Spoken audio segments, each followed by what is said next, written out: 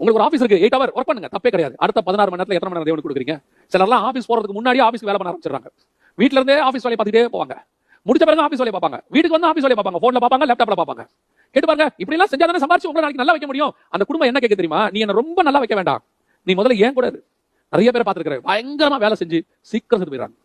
அந்த குடும்பம் பணம் இருக்கு, இப்ப அப்பா இல்ல, பணம் இருக்கு, கணவன் இல்ல, பணம் இருக்கு, ஒரு மகன் இல்ல, தாய்க்கு வயசான காலத்துல, ஏன் சீக்கிரம் ஸ்ட்ரெஸ், டிப்ரெஷன், பயங்கர ஒர்க் லோடு.